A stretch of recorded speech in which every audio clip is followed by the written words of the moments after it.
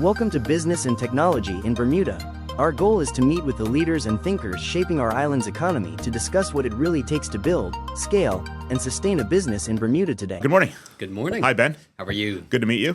First time officially, although if I watch enough YouTube and Facebook, I've seen you 50,000 times. Most people say. So I think for most people who don't know you, obviously you're maybe one of the biggest real estate agents here in Bermuda. I'll put that tag on you. You can confirm or deny. Certainly one of the most prolific I've seen in terms of social media and presenting themselves. And I realize that with real estate agents, it's a lot of your time and energy is spent, cold calling, finding new prospects, meeting people, selling houses. But I'm super curious to hear about how you got in real estate, how you started, what is it like today in the market, and just, feel free to give some background. Sure, yeah. So born and raised Bermudian. Both of my grandfathers were in real estate. Actually, I'm going to do this because I feel like I'm underwater. Yeah. So both of my grandfathers were in real estate. Both of my parents, actually, my mother dabbled in real estate long ago. She stopped working once I was born, 36 years ago. But it's nothing that I ever felt I had to do. Family never said I had to do real estate at all, which was, I think, a really great and supportive thing that they did. I know a lot of family businesses, where people sort of feel like they definitely have to get involved. But, growing up, I kind of had like a big time sort of tough love mentality in the way that I was raised, maybe like an old school Portuguese sort of mentality. My family originally came from the Azores a few generations ago. And, my father always said, he would give me every opportunity, but that the moment I'm out of university, I have to kind of figure it out for myself. So since 2011, I worked in Boston for about 5 years, and I was doing real estate there. And getting that big city experience and working under, agents who are doing $100 million a year, $200 million a year themselves. It was a $1 billion company. They're now doing over $2 billion, that company there.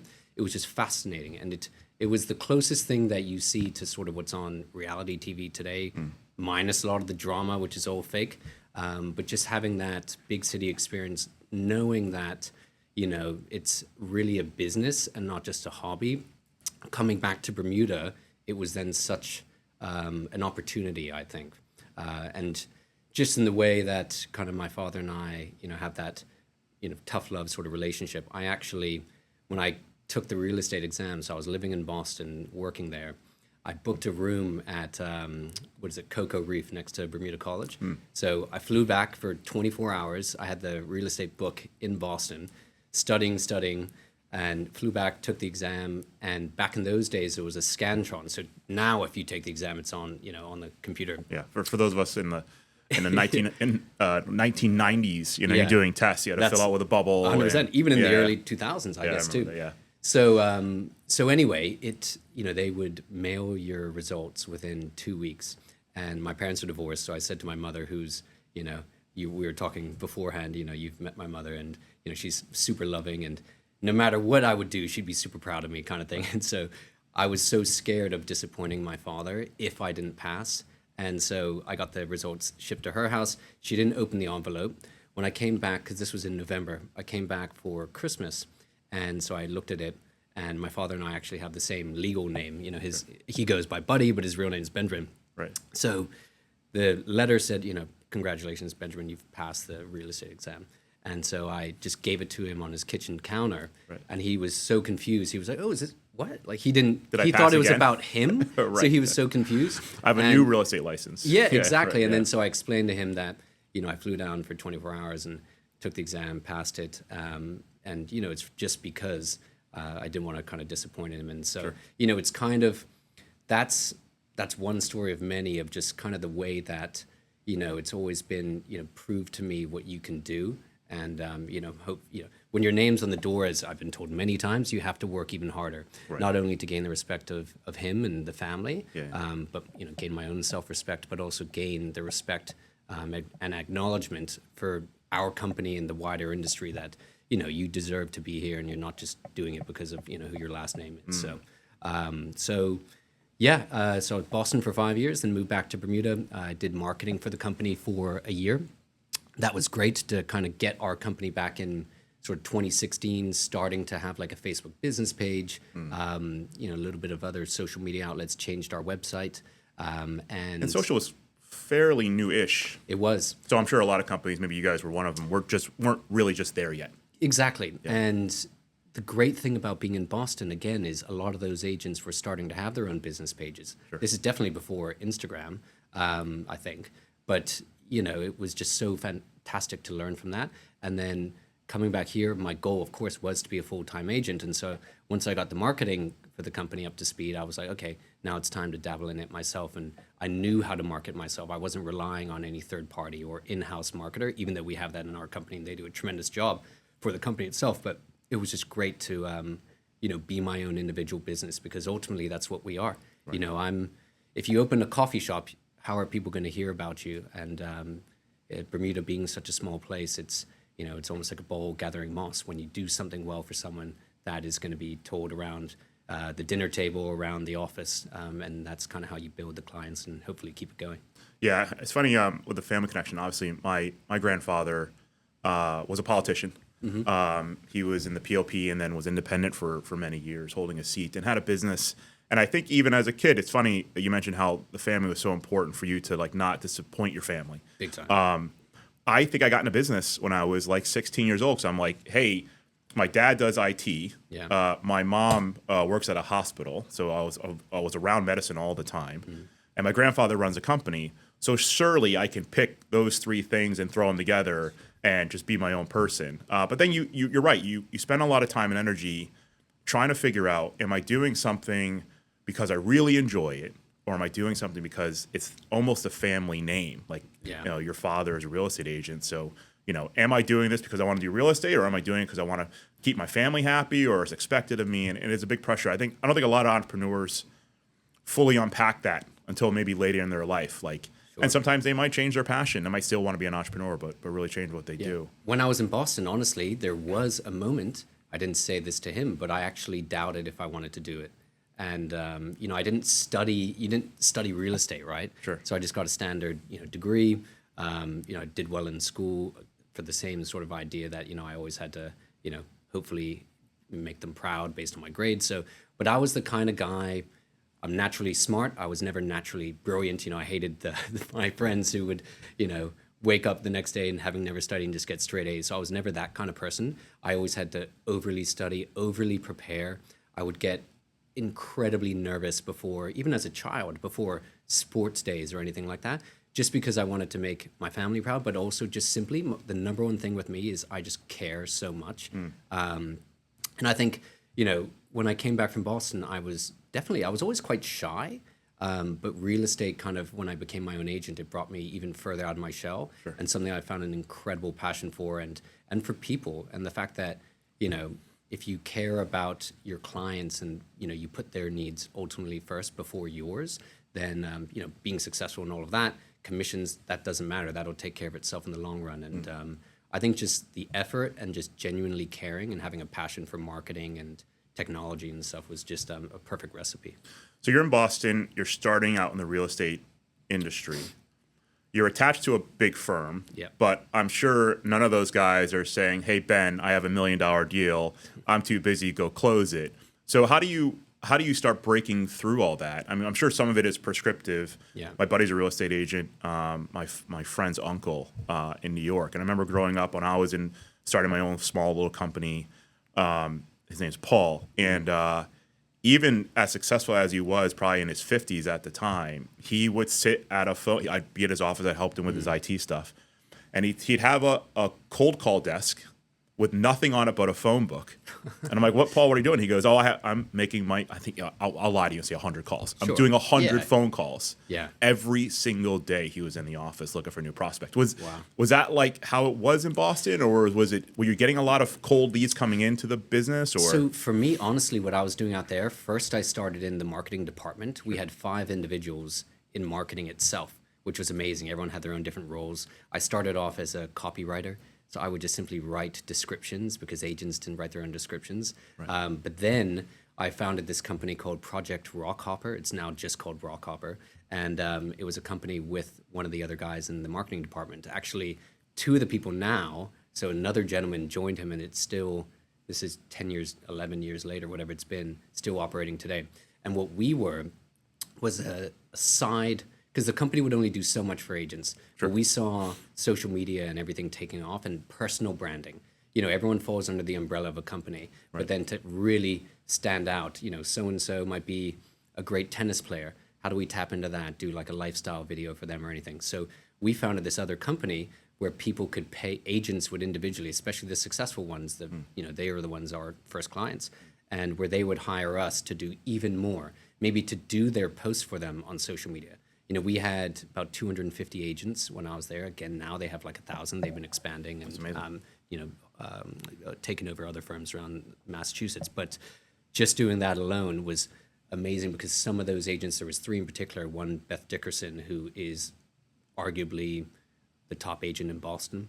She's a top 100 agent for Sotheby's globally. She's absolutely phenomenal. I'm in touch with her to this day, but she would have me then as like sort of a pseudo assistant. So I would sit in open houses, I would sit in her office, listen to her, you know, negotiate with clients, you know, be on the phone, whatever it would be. I would help take photos, all of these sort of things. So I wasn't really my own agent. I was, you know, started off as a 21-year-old kid. I graduated university at 21, and I was just a fly on the wall, and just seeing that, and then coming back to Bermuda, handful of years later, I was just so equipped with so much skill set, and seeing again that people treat it like a full-time business. Right. And Bermuda, I think just in general, technology-wise, social media-wise, you know, we're just a little bit behind the times, just more casual here. And I found that in Bermuda, you know, for the most part, it was kind of a hobby. You know, maybe a lot The of real estate agents were just, it was part-time for them. Yeah, maybe it was part-time. Maybe it was full-time for the particular individual, but the husband or the wife had a powerhouse job in reinsurance. Sure. And so it was just, you know, sort of cream on top, Right. if, you know, whatever they would produce. And so the agents in Boston, the top agents, were all the breadwinners of their family. 100% full-time real estate agents. Exactly. And so I've just taken that mentality to push it here. And, Right. you know, ultimately when people are buying or selling, especially selling, because that's where you really want. You want to get the listings. You want to be the person to be able to control the narrative, control the tours, the negotiating, and all of that, and the marketing, of course. And when it's typically the most significant financial asset most people have, they're not gonna, well, they used to, but my goal was to discuss with them further about the effort and the value in hiring someone who really does it around the clock, you know, 8 days a week if there was such a thing. Right, yeah. Because Especially in real estate, you're doing showings on Saturday and Sunday and nights. And yeah. And that's a different topic, you know, just in terms of balance. I've got a young family, and so, Right. so there's a, you know, it's always difficult to 100% strike that. But, you know, there's an analogy I always said that, you know, if your best friend, you know, you're a rugby player, if your best friend was a shoulder surgeon, but, you know, maybe did surgery once a year, and you knew that there was the best shoulder surgeon who maybe you didn't even know, maybe they were, you know, 10 years younger than you, or whoever they were, but they were up to speed on the latest and greatest technology. They had the best practice and all of that. Who are you going to trust? You know, for your shoulder, you should treat your finances, you should treat a real estate transaction the same, because it 100%, and I stand by this big time. You know, people think, oh, well, the market will speak for itself. It's really the marketer that helps, you know, determine what the value is going to be. Sure. Big time, or at least has a big influence on that. Right. So sometimes people don't understand what their house is worth until we speak. I was at a property this morning, and the property was appraised about 6 years ago at 1.25. Hand on heart, I can never guarantee anything, but I said to them I would probably list it just over 2 million, and it would get that. Sure. You know? And so it was that a disconnect from the appraisal, or the market has just appreciated, or both? Both. And appraisals typically are conservative for the most part. You Sure. know, appraisals always have to be safe Defend and cautious themselves, yeah. and defend themselves Right, based yeah. on comps. And comps are in the past; they're not in the present, and they're not in the future. And so, and sometimes, But also in Bermuda, this is, I'm sure the same in Boston, maybe Yeah. to an extent. But in Bermuda, you could pass a house that's $500,000, and you turn the corner, Yeah. and you're at a $10 million estate. It's I've never seen anything like that in the world to that Yeah. proximity to one another. Yeah. You know, you drive through. I grew up in New York, and I spent a lot of time in Boston. And there are neighborhoods where you turn a corner, you're like, oh my God, this neighborhood didn't exist 10 years ago, and now here it is. But in Bermuda, I think it's probably, and you can correct me if I'm wrong, it's probably more property by property. It could change dramatically big next time. door. Yeah, and a lot of homes, they've been renovated, and you know, but in that particular situation, sometimes people think commission. You know, they think of it as a value lost. And in my opinion, I think I would be able to get someone perhaps 10%, we talk about 5% commission. Often I think I can get them 10%, 15% more than they even realize that it's worth. Sure. And then again, you have a professional who, we've got fantastic support team who tracks the contracts. We liaise with the lawyers. I know all the appraisers, the bankers. We keep the process moving along and at an efficient pace so that people can focus on their family, their own jobs, and what they need to do. Yeah.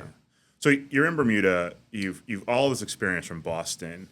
You're breaking into the market here. Like, what is the contrast between how real estate flies off the shelf or doesn't fly off the shelf in Boston and in Bermuda? I've heard colloquially, off the cuff from other people that you could have properties sitting here for 6 months, 2 years. It just obviously we're a much smaller country. We go from 3 million in Metro Boston to 65,000 in Bermuda. So I'm sure the cycle is slower. Was that maybe the only difference between the two of them, or what was the difference you saw? Yeah, definitely. I mean, things there when I was, and the market's, it's just like any market, it fluctuates. When I was there, things were going very quickly. I mean, the areas that we focused on where my office was in the Back Bay. And Back Bay is always hot. It's all the brownstones. There's a lot of building restrictions, and there's the Seaport District. There's other places that have had a lot of investment in new buildings and high rises and stuff. But Back Bay, where my office was, it was always crazy. And those, with Boston, you've got some of the best sports teams, in my opinion. I know you say you live in New York. Yeah. And, we'll have that fight off camera. Yeah, exactly. I'll probably lose the fight, but we can negotiate. But excuse the call. Some of the best sports, schools, fantastic. Boston College is unbelievable. Yeah, Boston College. You got Harvard, MIT, Yep. BU, and hospitals, right? And so a lot of people, so many Bermudians. Maybe the preeminent city for medicine. Yeah. In the world. Yeah, I mean, say. You can make an argument for New York City, maybe Washington, D.C. Yeah, Baltimore, you got Johns Hopkins. There's other great ones, but there were so many buyers who would buy for their kids. We had like a lot of Chinese buyers who would buy for their kids who were going to MIT. We sight unseen as well. Again, a lot of Bermudians, tons own. I would say there's probably about 20 Bermudian families who own in Boston, simply because potential. I see them in the airport. Exactly. Right. Potential medical, just to be safe and cautious. And it's a good investment. So coming back to Bermuda, when I started, it was slow.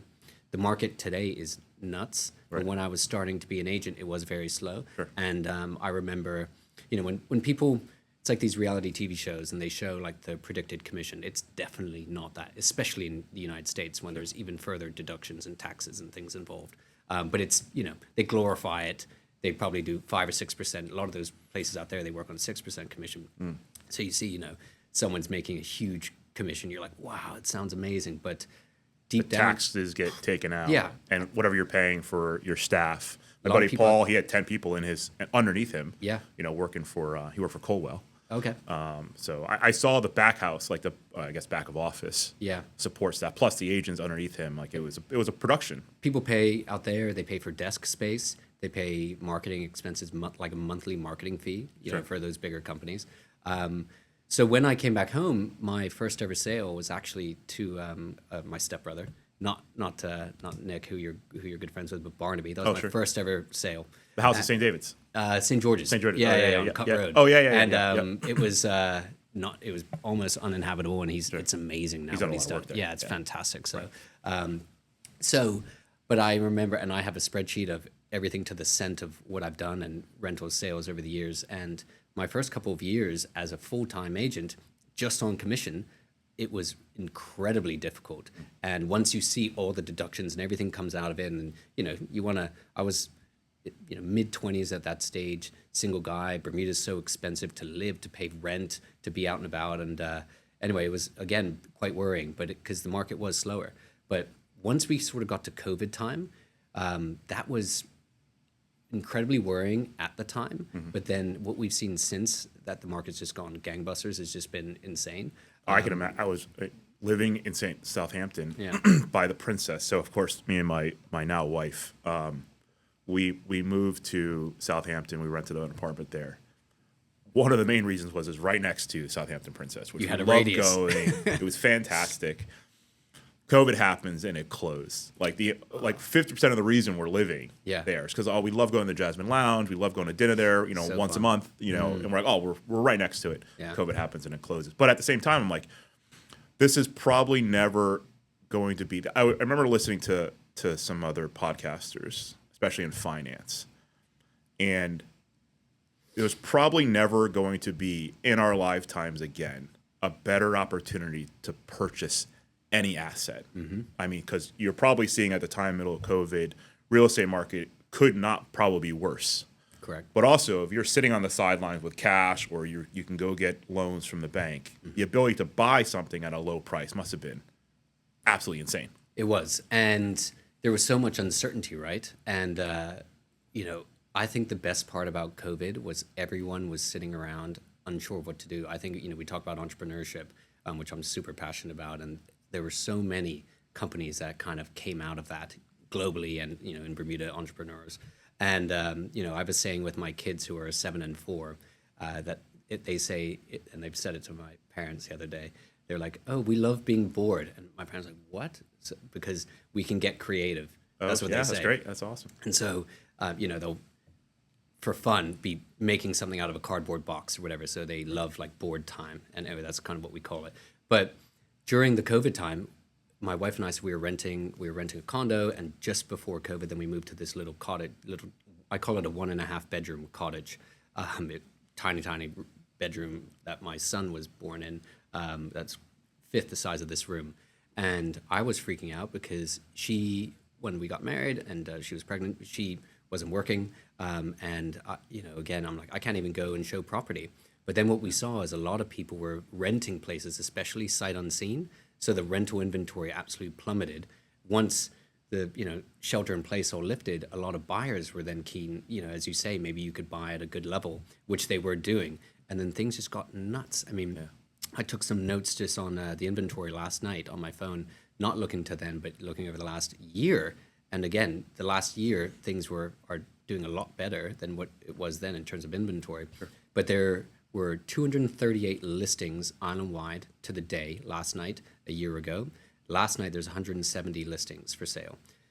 For rentals, I believe it was last year, we had 38 rental listings. Today, last night, there was 80 rental listings.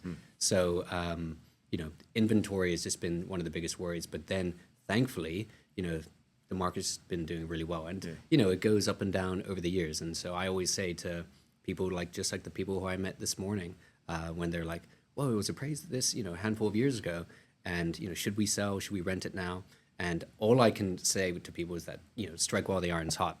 Right. I'm never sort of like a salesy person, even though I'm in sales. Sure. And so, again, 36 years old, I want to be doing this for another 30 years and meet my sellers, my landlords, wherever they are in their real estate journey, and never in a rush. I'm kind of a organized freak on my phone and calendar of, if someone says they're going to renovate or they want to leave the island at the end of 2027, December 1st, I'm going to have a reminder 2027 to check in with them and see if they're still looking to leave the island. It's a great idea. So my calendar's riddled with the data things. must be, it's so important to track, of course. Yeah, just so you never drop, you give yourself the greatest chance to never drop the ball. Right. Yeah. So you get established in Bermuda, COVID hits. I'm super curious. There are probably fewer industries that are not more entrepreneurial than real estate. What advice do you have? Personal branding seemed to be a big one. If I'm catching what you're saying, but what else has worked for you as you build? I think, and in Bermuda, maybe it's more than any place else. Reputation is so critical here. But what would you say to entrepreneurs as they're coming up? Like, here's what I would say as Ben, who's gone through the process. Yeah, for me, definitely, I would say get a mentor, right? And so for me, that came from my overseas experience in Boston, seeing what people do, the real go-getters, right? But of course, in any other industry, there are even real estate locally. I have a new assistant. He's a 21-year-old Bermudian. He interned with us last summer, just graduated from university in the UK, and he's been absolutely smashing it. His name's Tiago, so shout out Tiago, but he's doing so well. So what my goal is with him, I don't want him to be my assistant forever. I want him to get so good that he thinks he can make more money than what I'm paying him personally to go out on his own. And so I would definitely recommend seek someone who's been there and done that, but someone who, it's maybe someone who's experienced, but also experienced with how to do things today. And I say that to say, for example, Margaret Young at our company, right? I don't know if she's taking on any assistance or anything at this stage, but Margaret has been, if not, probably the best real estate agent over the last 40 years in Bermuda, arguably. And she is, 80, I think she recently went 80 years old, yet she still nowadays puts herself in her videos. She's doing out there hustling. Yeah, she's doing at 80. Yeah, she's doing Right. online webinars on, AI and what to do. And, she doesn't need to do that, right? Like when you've been in the industry for so long, she probably gets the most amount of referrals and repeat business, the grandkids of people that she first sold to who are calling her up sometimes. Right. So, I would seek to speak to someone like that and try to get experience from them, because there are a lot of other agents who are a little bit stuck in their ways and maybe say, oh, well, 90% of my business is repeat and referral. Right. And to me, that is a horrible statement, because even if that 90% repeat and referral business translates to 20 sales a year, I want that 20 sales to be 50%, because I think in order for us to really be successful in the long term, you have to be able to innovate and change with the times. And so for me, even though I get a lot of repeat business nowadays, I always want at least 50% new business, if not maybe more, because it shows that I'm still putting myself out there and I'm not just sitting around waiting for a phone call. Right. I'm getting in front of people so that they want to call me, who don't know me. So you're using obviously social media more than any other agent I can think of in Bermuda. Is that one of the secrets to success? Is it repetition, new property, and you said you want to be the seller because, as you said, it gives you, I'll speak for you, gives you content. Yeah. You get a better commission, I'm assuming, to sell versus being on the buy side. Well, you're guaranteed at least to get Sure. the seller side. Right. Now, sometimes you might get the buyer, of course. Yeah. And the content seems to be really what has been one thing to set you apart. Where else have you found ways to market yourself? Are those the big ones? Is it what Paul used to do and pick up and call 100 people a day? Yeah, so I've never done a cold call in Bermuda, ever. Okay. I used to do it for example, Beth in Boston. If there was a bill, and you could easily find numbers and things out there, but if she listed a condo at 250 Commonwealth Avenue and there was 4 units, I would call the other 3 units and just let them know, because funnily enough, even in Bermuda to this day, some of the first buyers are going to be the neighbors. They might want to buy it for their family Fair enough, or whomever, their kid. Industry secret. Right Yeah, there. yeah. My father has a saying called the 5 by 5 by 5 rule. So whenever you get a listing, you should reach out to 5 of the houses in that direction, 5 in that direction, 5 in that direction. It's just kind of a little saying that he always had. But no, to your question, social media has been incredibly important. That's been the number one thing. And again, I think I started right when it was taking off, and then I came back to Bermuda before it was really in Bermuda.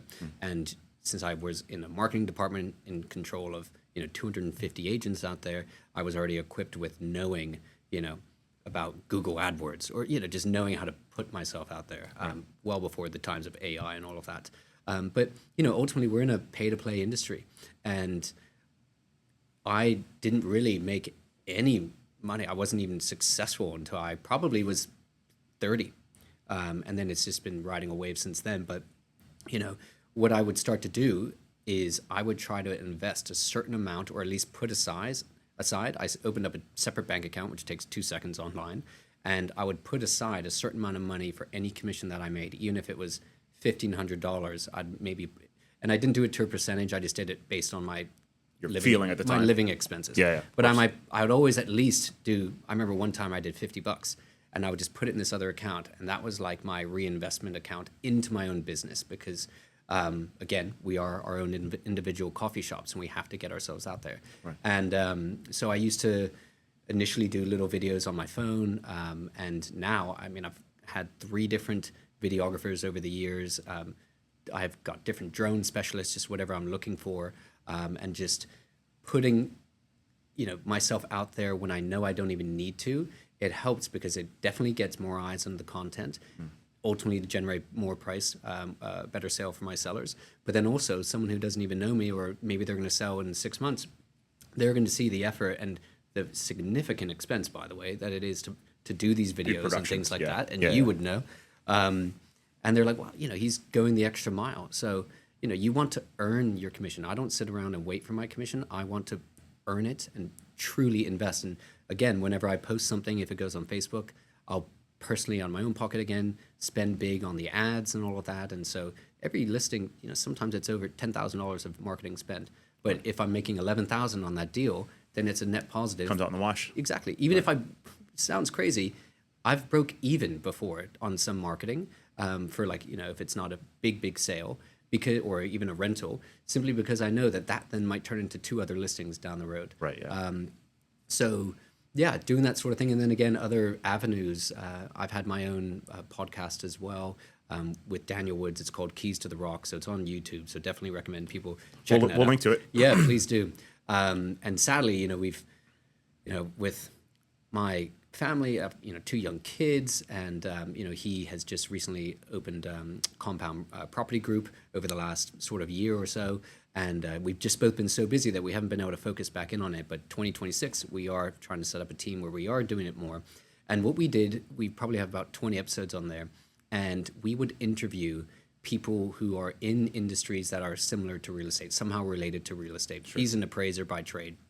And so we had good fun with it. There's so many construction, exactly, appraisals. We've had Alex Tacudo from Greymane. We've had Sean Adams from Hordertech from landscaping. The list goes on. We've had people talking about home insurance. We've had Stephen Simons from HSBC. It goes on and on. We've had so many great people, and it's pretty unscripted. We just go off the cuff and just talk about things. And so that again was showing that the content that I put out there, I don't want it to be just salesy stuff. I want to be a resource where, again, as I said earlier, meet people wherever they are on their real estate journey. If they're curious about staging and they want to sell in 5 years, I'm not going anywhere. And, it's never a waste of time for me to meet with people and just help with that branding and to be an advisor as opposed to sort of like a salesperson. I think it's very important, especially for entrepreneurs, to try to, I think we're guilty in the business community, entrepreneurs especially, the business grew to whatever level you got it to by yourself. Mm-hmm. And it's very hard for people, maybe I'll speak for myself, to detach yourself from the sales role. Yeah. And if you can find ways to leverage, hire people or use social media or use production to unlock the next phase of the business for selling, because it's so crucial. I can't remember what business leader I read it. The quote stuck with me till I'm dead. The number one fix, I'll ad-lib it. The number one fix for any problem in a business is more selling. Sure. And I found, especially for myself, that I'm successful to an extent at selling myself and my product, my business and IT. But I have always looked for ways to try to grow that because I'm only one person. Yeah. And, it's hard for, real estate's probably a bit difficult unless you start developing a big team to have other agents underneath you. But through social media and through production and building all this content, you basically create another sales avenue, another salesperson, another Ben out there selling. And I think that's a big lesson for entrepreneurs, to try to find ways to unlock the sales side. It's very important. I'm curious about the work-life balance. I can't imagine IT can be bad. I'll get phone calls at 2 o'clock in the morning for down servers and customers who are going absolutely bananas because their laptop doesn't work and they're in Japan. I've had hundreds and hundreds of those phone calls. But I don't think it could be nowhere near as bad as perhaps what you might see after hours and on the weekends. Because, hey, I work 8 to 5, and Ben, I want to go look at a house, and I'm free Sunday afternoon. Yeah. So with a young family, that must be pretty challenging. It is, and the biggest award goes to my wife, Amy, because she is the most incredible support system, and she understands, and she sees on a daily basis exactly what goes into it. And I think it's so important to say as well, because people reach out to me, honestly, weekly. I love real estate. I love the real estate shows. I'm a good people person. I'd love to have a coffee and talk to you. I will give everyone the time of day to have, whether it's even a phone call, voice noting on WhatsApp, just kind of giving my 2 cents. But it is nowhere near the glitz and glam that you see on TV or that you see in a fun real estate video that I put out there. Sure. And so, to your point, yeah, a lot of tours on the weekends, things after hours. Literally every night and every morning, I sleep on the left side of the bed. I've got my laptop on my bedside table. And the moment I go to bed, if we're going to watch a bit of Netflix, maybe, I'm on the laptop right after we put the kids to bed, put it there. The moment I get up, laptop's up, and check my emails on my phone, and maybe there's like a document I need to send or something like that. So it is 100% around the clock. My license plate is 00237, and she jokes and says it's because you take 1 hour off a week. But that's just random. It's a good joke. But you really do get out what you put in, and it's 100% exhausting because part of the job, really, we are almost like therapists because it's not always good when people are selling. It's not for good reason always. Sometimes, yes, they're just getting married or they're having kids and they want a bigger house or whatever. But perhaps majority of the time it's death, divorce. They can't afford it. And, the conversations, let's say a bidding war. I've got 2 listings that I put online this past week, one called Morgan's Court Unit 12 and one called Devon Muse Unit 3. Both of those have multiple offers. Both had roughly 20, Morgan's Court about 28 tours over the last week. So Tiago and I have been sort of sharing tours at both of these properties, multiple offers on both of them. And by the end of today, I'm going to share the best and finals with the sellers. It's great. Yay. That one, I'm selling 2 properties within a week, but that's 40 showings. Yeah. But those, and for 2 properties. Exactly. Not all of them have offered. Right. But there are, between the 2, double-digit amount of offers, right, which is insane. And so 2 people are successful, and there might be 12 that are going to be really disappointed. And that's a lot of no's. A lot of no's, and these are a lot of other agents who I've across the industry who I have great relationships with, or buyers that maybe I know. And again, as I said before, like I genuinely care. I'm not someone who's commission chasing. I always want to put my clients first. I want to care about people, and then all of that will take care of itself because I want to do this forever. It's not easy to yeah, tell people that you know and trust that. Yeah. Listen, your offer was $10,000 short of winning or something. And we can only tell them because we don't shop offers, so we can only tell them that once it's closed, right? Yeah. And so it's important to put your best foot forward because if you find out it went for $5,000 more, don't be mad at me. Right. So do your best and final your walkaway price. But I also will say that it's funny that a lot of people outside of the industry or even agents in the industry, like new agents, they assume maybe that some of the best agents on the island, I can think of like the 5 top agents on the island, and they might assume that like, wow, they must be real dog eat dog kind of people to get that sort of success. But the best 5 agents on the island are actually the most genuine, the most honest, and good at communicating and collaborating agents across the industry. They need that reputation. Yeah, exactly. Yeah, so some agents do become a little salesy, or they say too much, or they maybe if there is, we talk about 2 sides to a transaction. If they get a direct buyer, yet my buyer to their listing has a better offer, better terms, all of a sudden my buyer lost out somehow, because we do find out these things. Or Bermuda's small. The person who bought it might also know me or one of our other agents, and I've heard like what went on behind the scenes. But automatically that agent then, if they reach out for one of my listings, since we get the bulk of the inventory, they're 20 tours want to see it, they're the 20th. Right. And so sometimes people are so short-sighted, and I think it's really important for sellers to know that some agents, of course, are doing it for their best interests as opposed to the best interests of the client. That's a matter of fact. But the top agents, and I'm not just saying at our company, top agents at Coldwell Banker, Keller Williams, Property Group, list goes on and on. The best agents are the most honest and do things the right way. And, so I think that that's seriously important. There's a concept, I don't know if it directly translates to what you're saying, but in business, it's learning when to say no to a client. Yeah. I'm sure you run into this all the time. I had a pretty large IT client here locally. I won't name names because it's Bermuda. I love them. They were amazing. And it's probably the same with some of the people you have to go back to and say no to. Look, first of all, I can't break my ethics to help you, Yeah. it'll come back to bite me later. Yeah. And this was kind of the conversation I had with them.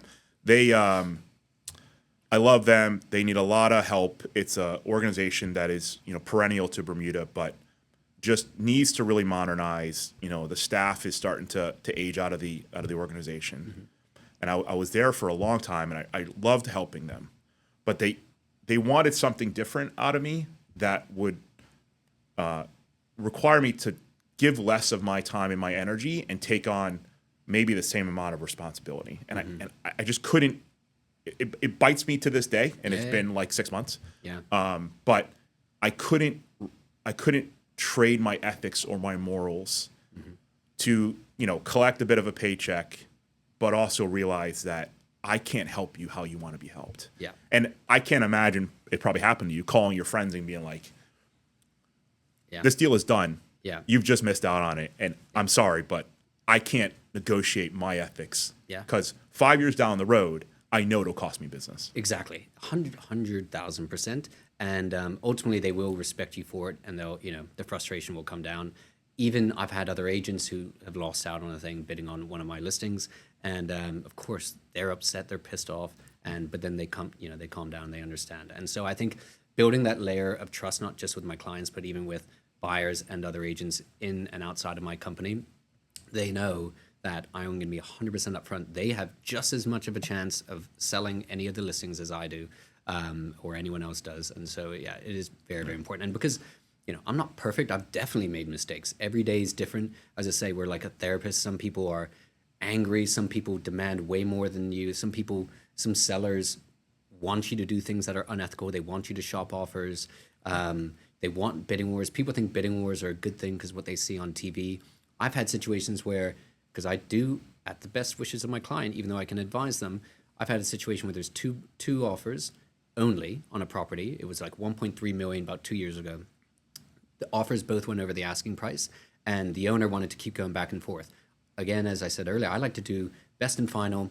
Let's guarantee that we have one on the table. Right. And, we're already playing with house money, already going over the asking price, like we're sitting pretty. Right. And they wanted me to tell the offer, go back and forth. Anyway, when people start thinking with their heart and not their head, then they just get so emotionally involved, buyers, and they both walked. I sold that listing about 6 months later for 125, for less than the asking price, because it sat on the market, got a little bit dull, right. and the first rush of activity had already seen it. So sometimes people think they know more than you in many fields, and we've seen it all many, many times. I mean, some people also think it's so easy to be a real estate agent. Right. The exam isn't wildly difficult, but I can't tell you the amount of people who are new across the industry at every company, including ours, where it is really, really challenging to start to make a name. And myself included, it was really difficult the first few years. Right. But then I had to really, grind it out, not get too high when things are good, not get too low when things are bad. And you almost have to be numb to good news and bad news, honestly. Sure. Not count your commission before it's hatched, essentially. And so, at last count, I think at the end of last year, there was, 280 agents or something like that. And typically, real estate agents never retire, right? There's agents. I'll always sell you a property. Yeah. I'm 75. I'm happy to move a property for you. Yeah, right. 100%. Right. Good friend that they talk to at a cocktail party, and, they can easily list it. If they're not in the business as much, do they know where it should be listed as much? That's to be, determined. But the problem with that is everyone knows, I guarantee 5 real estate agents in Bermuda, loosely as either as a friend or, an acquaintance. And when so many people know real estate agents, when there's people taking the exam every day, how is that new person going to differentiate themselves? So it's really, really difficult. Sure. And so some people are like, oh, I might just get my license. I'm like, that's amazing. But I'm always brutally honest that it's not all the fun that you see. Yeah. It is like hard hours and unbelievable amount of disappointment, but you just have to keep pushing through. Yeah. Again, while trying to find that balance at home, which I have my own methods of, we've got my son's football game tomorrow morning, 8:30, got family things going on, so you try your best on the weekends. And again, hence why Chiago has come at such a great time for me, because he can service a lot of my clients in terms of tours, yet I'll deal with all the negotiating, emails, all these sorts of things. So And it's great training. it's great training because, what's the biggest impact is not if we're successful or not. I mean, how I define success is how my clients feel about me, helping them in their journey, even if it's a negative reason why they're selling, doing the best for them because they need the money to get through a situation or to pay off something, or they're leaving the island or whatever it could be. But also the impact that what we make on others. I mean, I manage our team of agents at Rego Sotheby's International Realty, and we've got some fantastic agents who are really trying to expand their business and push to the next level. And we've got some seasoned agents who continue to do exceptionally well. And so, someone like Tiago, I want him to be me or better than me in the years to come. And, he's already teaching me stuff. Right. I'm not perfect. I don't think I know everything. I'm not even that great on doing videos. I don't personally do it. So I focus on what I'm great at. Yeah. And lean into your strengths, of course. Exactly. Yeah. And then I hire the people who, help me with my business and show them the utmost gratitude when they do. What is, AI is super popular right now, but maybe not so much for real estate yet. But I'm curious, from a tech stack standpoint, like you have hundreds of people to keep organized. Yeah. Buyers and sellers, you're trying to track metrics. This, like you said earlier, this person might be leaving the island in 6 months, or this person's moving to the island. I got to put them in some kind of follow-up. Like, what technology has really worked for you, and where are like the gaps that just nothing is solved this for me yet? AI, I'm actually scared about falling behind in a way, because genuinely I feel like I'm 10% up on it. And I don't want to become complacent based on what I've been seeing as incredibly successful for me to get new clients and get listings and things like that. Because again, that was me that was the industry essentially, back in 2016 when I moved back to Bermuda, right? Sure. And so looking to someone like Tiago, he's been helping me with utilizing AI. Even my videographer uses AI on different things and editing and stuff. And I do really, really want to set aside more time to learn it, because hand on heart, I'm really not using it terribly much. I do have a couple of apps on my phone, but I'm not really utilizing it, which is a worry, because I do a lot of things manually, a little bit old school, with Excel spreadsheets and all sorts of different tracking mechanisms and things like that. But my wife and I, we had a meeting. I know we were talking about Ignite earlier. So we had a meeting with Sean Reel of Ignite on Tuesday morning, and my wife and I have a couple of rental properties now that we've acquired over recent years, and so she's basically like a full-time property manager for our properties, and we've got WhatsApp groups with the different tenants, and we hope and think that we do a great job and we're on the ball with everyone, but it is becoming a little bit arduous. I think a lot of the tasks and understanding how much have we spent on plumbing on this unit or renovating and all that, and so he has different situations that recommendations for AI with property management and real estate in general going forward. I mean, the guy's got all the ideas in the world, and it was very helpful. So that, not only for our own assets, but for my own book of business, 2026, I definitely want to lean into it far better. Yeah, I was talking to somebody now many months ago, but we're in continual contact, and they said something to me that I maybe understood but didn't appreciate, especially in the context. They said, you want to disrupt yourself. You don't want to be disrupted. Mm-hmm. And I think that's very prevalent tech is always moving. AI is the latest hot thing. But you're right. Like, you don't want to be the person getting kicked out of the industry because you missed on a crucial tool. And AI has a lot of utility to it. I love it. I use it every day. But to that thought process, if I don't sort of embody and take on these different things and really truly learn it myself, not just rely on other people, then I'm going to turn into this person in the next 10 years where 90% of my clients are repeat. Right. And you're not getting the new business. I'm not getting the new business because there's going to be a whippersnapper, 25-year-old, 30-year-old kid who's going to be just crushing it because popping videos on TikTok and getting all the leads. Yeah, and it's not even going to be them. It's going to be like a hologram. Right. So so that sort of thing. So it is so important. I love change. You talk about disrupting things.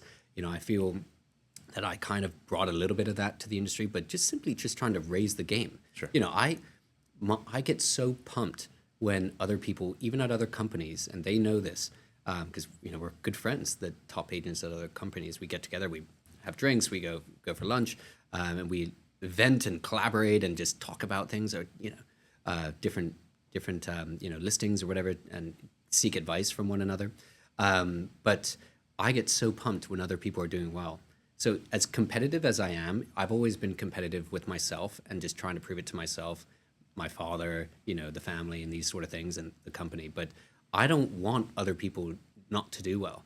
I think, what's the saying about, like, all boats rise with the tide, or something like that? Rising tide lift all boats. Thank you. Yeah. And that's my philosophy. I want us all to win, and I think that there's such huge potential. We owe it to the community and to our sellers and the landlords to just raise the game. Sure. It's so, excuse my language, but like half-assed, just getting a crap photo, putting it online, and just assuming someone's going to touch base with me. So, the commission's a lot of money, right? And so we have to work for it, every dollar of that, if not even provide more value than they even anticipate. Yeah. As we close, a topic that I'm sure is something you think about all the time, because it directly affects your business. It's no secret here we have what amounts to something that relates to a housing shortage. Yeah. I have a lot of opinions on it, one of which is, there's 4,500, and you can call me a liar, there's many thousands of properties that are just off the market. They're dilapidated, they need major renovations, they're in probate, waiting for a judge to release it to family or to be sold. Family members can't agree on what they're going to do with it. Yeah. They can't afford the renovations. I mean, the list seemingly is as long as how many properties are on the market. I agree. So that was one thing I'm curious your thoughts on. But also, what can the country, you're in the middle of this market, what can the country do to try to fix, housing, from everywhere from the reinsurance executives moving to Bermuda to local families like me and you, trying to establish ourselves, to, people who are having a really tough time even paying rent or finding any place to live. Like what are some solutions out there you think for being in the middle of the market? Yeah. Well, one thing that you were saying in terms of dilapidated sort of derelict properties, as I said here, I'm going to St. David's after this to a rental listing of mine. And I promise you, from town all the way down there, I'll probably drive past 10 places, right, that, are sort of derelict, no one's living in them. And it's the saddest reality. And so it is exactly as you say, like maybe it's in probate. Often what happens is when people own properties just in their names and it's not in a trust where, it goes to the appropriate beneficiaries and, it's owned by the trust and it lives on. Sometimes things are inherited by the grandkids or the great-grandkids, and then there's 8 people, let's say, who own it, and 3 of them do well in life and want to renovate it and maybe move in. 3 of them don't like those other 3, no one can agree, and, it becomes incredibly difficult, and then they just get stuck. We've been talking with government quite often. I'm on the government subcommittee for the real estate division, Chamber of Commerce. So we've been talking with Minister Hayward, Minister De Silva, and others, and just trying to find solutions, because we're desperate to help out not just the fantastic seller who has a lovely property, but everyday Bermudians. I've had situations where I've rented someone, and there's one person I'm thinking about right now, and they know who they are probably if they ever watch this, but I rented them a $1,500 apartment when I came back to Bermuda. They since Bermudian, they're probably 40, and they have bought a $5 million property after that, and that was their journey in the last 15 years or whatever it's been. Sure. But we need more properties, and so is it going to be a situation where the government takes these properties, or I don't know, but there needs, and sometimes we don't even know who the owners are. Government doesn't as well. That was told to me. Yeah. So that's a challenge. But that is certainly if I'm a small government kind of guy, constitutionalist if you're an American, small R Republican. Yeah. And I hate to even suggest it, but I don't know of another. We can't just build our way out of this problem. No. The green space in Bermuda is constantly dwindling, and I'm a big advocate of the green space here. So the only thing I think that's semi-realistic is to say to these property owners, the ones that, I guess to your point, the ones we actually know who exist, look, these properties have to go back on the market. Yeah. If it's 5 years or 10 years, like this cannot just continue. We need these lands back available. And I don't know if that means the government has to force people to sell them. I think there's one program the government's talking about where they help you renovate. Yeah. You get some kind of deal for getting loans to renovate the properties. But I don't think the answer can be, let's just ignore those 5,000 properties that are off the market. Let's go build on new land that doesn't have a house on it. I don't think that's a solution. Yeah, there is a process to where government can take it, but anyway, but also the existing properties, right? Let's talk about that. So there's a lot of lower apartments, let's say, of a main house, and a lot of people. People always assume, oh, it's Airbnb. It's not just Airbnb, but a lot of people are refusing to rent their properties out because of two things. One, maybe they've had a horrible tenant. Let's say if it's under rent control. Rent control is important, but it protects the tenant. It doesn't protect the landlord. Sure. And the most frustrating thing is I think of the client, right, which is the landlord or the seller. And that client, if they need to renovate the kitchen, if they need to paint the walls, if they need to buy a new refrigerator, that lower apartment is the same square footage in back of town as it is in Pokeyoke, right? And yet the one in Pokeyoke can charge, it's not under rent control, the ARV might be a little bit higher above that threshold, and they could charge whatever they want. $5,000. Right. And back of town is $1,000. And that owner's sitting pretty, they have a lovely house that probably is a $4 million house anyway, so they're okay. Yet the house in the back of town, I'm thinking about that owner who also wants to put their kids through school. They have to cut their own grass, maintain their own main house. Right. They're paying land tax, all these sort of things, and it costs the exact same to maintain. It does. Yet they are restricted. They can't raise the rents. Also, they have a horrible tenant, perhaps, and they can't even get them out. Right. So rent control, people always think about it for the tenant, but it's really the homeowners who have made sacrifices to become homeowners. Maybe it's a family homestead, and they can't afford to keep it up. And then some of those properties fall into disrepair, and people can't afford to keep them. The bank takes them. So there's so many different avenues. That's just one. A second one is when there's properties that are owned by Bermudians with multiple assessment numbers, yet the main house is over 126,000 ARV, so it's available to non-Bermudians to sell. Sure. But if there's multiple assessment numbers, what government says now, and I've spoken to them, and a lot of people weren't even aware of this. The wider community isn't aware of this because it's not in the news. And it didn't used to be this case, but somehow, some way, it's changed. If that house were to be sold to a non-Bermudian, not only, so because the main house ARV is over 126, that's fine, but they have to actually lose the assessment numbers for all the different units, not just in a rubber stamp exercise of just losing them. They actually have to gut the apartment, the guest cottage, however many, separate accommodations that there are. They have to essentially rip the kitchen out.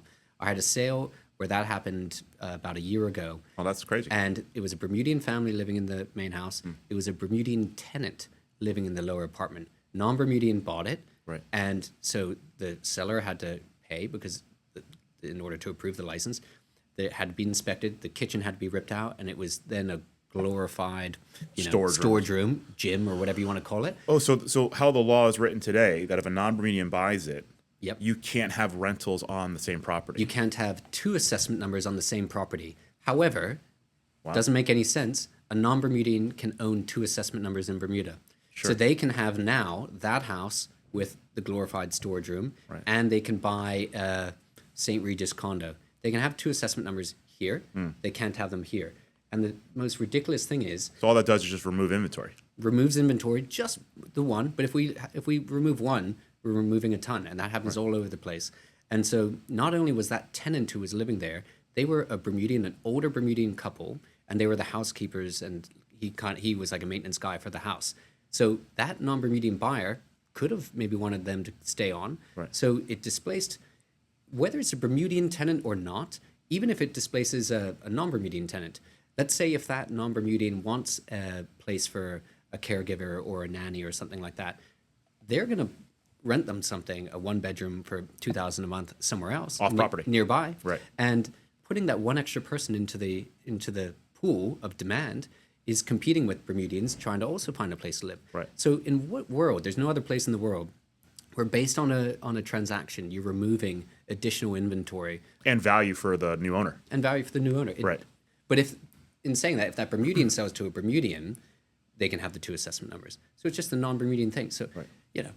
some non-Bermudians, even if they have tons of money, some of them aren't billionaires, they might want to rent out the lower apartment. And by the way, when we rent out a place, we're giving someone a home. Also, when the lease gets stamped, government are getting stamp duty. Yep. Yeah. So there's still needs maintenance. The local electricians and plumbers still have work. So there's little things like that where when we talk about the inventory for rentals, there's this, we could have a whole another segment that these are easy changes. Sure. Yet sometimes in government, people are just scared to do anything because what the optics of it would be. Yet these are things that are hurting Bermudians, whether they're wealthy Bermudians selling a property, but even the properties for the rentals where people are just trying to find a safe place to live. And they're easy fixes. Yeah. Big time. So, well, thanks, Ben. That's a lot. Yeah. I was super excited to have you on.